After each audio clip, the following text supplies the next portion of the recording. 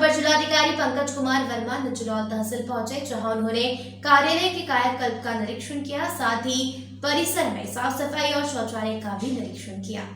तहसील पहुंचे अपर जिलाधिकारी ने कार्यालय में हो रहे डेंटिंग पेंटिंग साफ सफाई व्यवस्था का जायजा लिया और कार्यदायी संस्था को समय से कार्य पूर्ण करने और सही मटेरियल के इस्तेमाल करने की बात कही।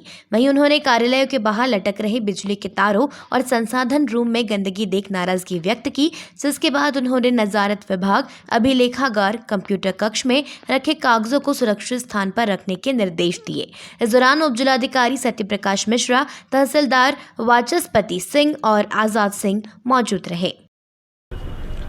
ये अचानक भ्रमण नहीं है। जिलाधिकारी महोदय के निर्देश के क्रम में और उत्तर प्रदेश शासन द्वारा दिए गए निर्देश के क्रम में हमारे जनपद की सभी चारों तहसीलों को ISO सर्टिफाई कराया जाना है। ISO सर्टिफाई मतलब हमें तहसीलों में जो हमारे मानक हैं गुणवत्ता के, उन सबको उन मानकों तक पूर्ण किया जाना है। उसी के क्रम में ये तीसरा भ्रमण है। इसमें उप जिलाधिकारी महोदय के द्वारा तहसील में सभी प्रकार के काम कराए जा रहे हैं। तहसील के मेंटेनेंस को लेकर, तहसील के रखरखाव को लेकर और तहसील में कार्य संस्कृति के विकास को लेकर जो काम किए जा रहे हैं, उसी के एक तरह से ये चलती फिरती समीक्षा आज की गई है। और हम लोगों का प्रयास है कि इसी सितंबर भर में चारों तहसीलों को हम लोग ठीक करवा के पूरा गुणवत्ता के मानक सभी पूर्ण करते हुए ISO प्रमाण पत्र हम लोग प्राप्त कर लें। ISO प्रमाणन के लिए हमारे यहाँ इस्ता कंसल्टेंसी के आज़ाद जी भी आए हुए हैं। वो भी लगातार चारों तहसीलों का भ्रमण करके इस काम में हमारा सहयोग कर रहे हैं।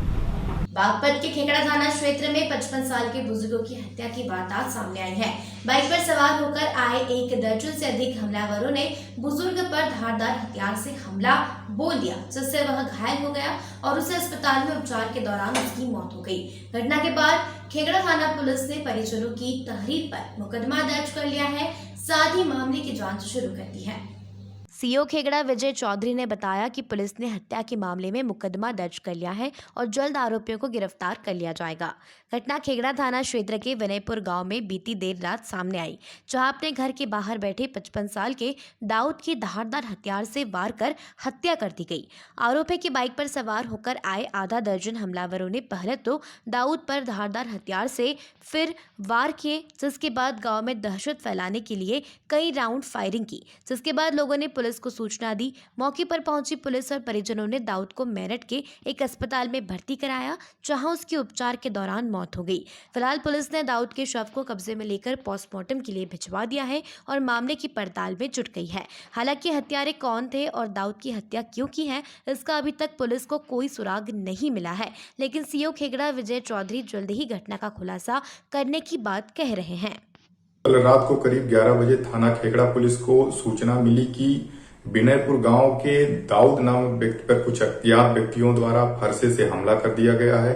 तत्काल मौके पर पुलिस पहुंची, घायल को उपचार हेतु अस्पताल भेजा गया, जहां उपचार के दौरान उसकी मृत्यु हो गई।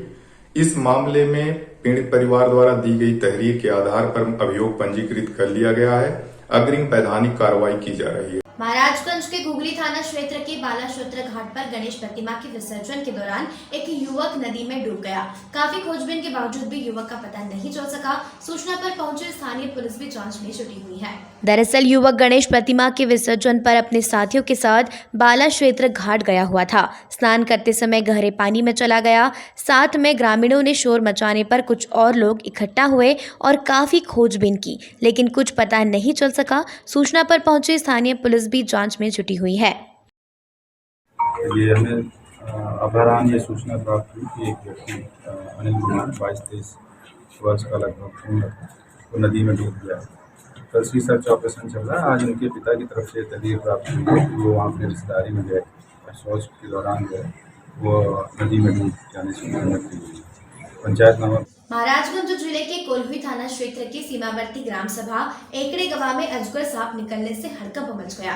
अजगर को देखने के लिए ग्रामीणों की भीड़ जुट गई, जिसकी सूचना पर फरिंदा वन विभाग की टीम एकड़े गवा को दी गई, जिस पर टीम ने आकर अजगर को फरिंदा भेजा। ग्रामीणों के अनुसार जोखन पांडे के चाहर दीवारी के करीब ईंट रखी हुई थी। चार दीवारी और ईंट के बीच में धीरे धीरे रेंगते हुए ग्रामीणों ने अजगर और सांप को देखा। देखते ही देखते काफी भीड़ जुट गई, जिसकी सूचना एसओ कोल्हुई अभिषेक सिंह को दी गई। एसओ ने वन विभाग फरिंदा को इसकी जानकारी दी। सूचना पाकर वन विभाग की टीम मौके पर पहुंचकर बड़े बोरे में भरकर उसे फरिंदा जंगल उठा कर ले गई। ग्रामीणों के अनुसार भारत नेपाल सीमा की बांटने वाली गोंगी नदी से बहकर अजगर सांप के आने का अंदेशा है। यह नदी नेपाल के पहाड़ियों के बीच जंगल से बहती हुई आती है, जहां से जलधारा के साथ वह बहते हुए चला गया होगा। चित्रकूट में नालबंद जुआ की फड़ में छापेमारी कार्रवाई की गई। पुलिस को देखकर 3 जुआड़ियों के नदी में कूदने से एक जुआड़ी की नदी में डूबकर मौत हो गई है, जिसका शव पुलिस ने कई घंटों बाद नदी से बरामद कर लिया है। बता दें कि मामला शहर कोतवाली क्षेत्र के मछली मंडी भैरव पागा मोहल्ले का है, जहां पर दिन दहाड़े चंदन रैकवार नाम का व्यक्ति नालबंद जुआ खेल रहा था, जिसकी शिकायत ग्रामीणों ने पुलिस को की, जिस पर पुलिस ने छापेमारी कार्रवाई की। जहां पुलिस को देखते ही जुआड़ियों में भगदड़ मच गई, लेकिन चंदन रैकवार मौके से भाग निकला और खिलाड़ी भी भाग निकले, लेकिन अपने आप को पुलिस से बचाने के लिए 2 लोग नदी में कूद गए, जिसमें से एक तो नदी पार करने में सफल हो गया, लेकिन दूसरा अनिल पटेल नाम का व्यक्ति मंदाकिनी नदी में लापता हो गया, जो चित्रा गांव का रहने वाला बताया जा रहा था, जिसे गोताखोर के माध्यम से पुलिस लगातार सर्च अभियान से नदी में ढूंढ रही है, जिसका शव पुलिस ने नदी से बरामद कर लिया है। वहीं पुलिस का कहना है कि मृतक युवक के परिजनों ने तहरीर देकर सूचना दी है। मृतक युवक शौच क्रिया के लिए नदी किनारे गया हुआ था, तभी वह नदी में गिर गया था, जिसका शव आज नदी से बरामद हुआ है। पुलिस ने शव को कब्जे में लेकर पोस्टमार्टम के लिए भेज दिया है। वहीं घटना के बाद 2 महीने पहले जुआ खेलते वीडियो भी अब सोशल मीडिया पर खूब वायरल हो रहा है, जिससे पुलिस की कार्यशैली पर सवालिया निशान खड़े हो रहे हैं।